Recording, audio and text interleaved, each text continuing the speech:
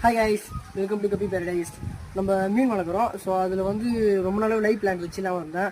நான் ஸ்டார்டிங்கில் வச்சுருந்தேன். அது கொஞ்ச நாள் வந்து எதனால் ரொம்ப டேரக்ட் சன்லைட்டில் வச்சதுனால எல்லாம் வேஸ்ட் ஆகிடுச்சு. ஸோ இந்த வாட்டி அதுக்காக சொல்லிட்டு நான் ஃபாக்ஸ்டைல் கொஞ்சம் வாங்கிட்டு வந்திருக்கேன். இது எல்லாத்தையும் இப்போ நம்ம இருக்கிற எல்லா ஃபிஷ்லையும் ஆட் பண்ண போகிறோம். ஃபஸ்ட்டு நம்ம ஃபுல் கோல்டு கப்பீஸ்க்காக ஆட் பண்ண போகிறோம். இது வந்து நான் டப் செட்டப் பண்ணி வச்சுருந்தேன். ஆல்ரெடி வீடியோ போஸ்ட் பண்ணியிருப்பேன். நம்ம சேனல் செக் பண்ணுங்கள்.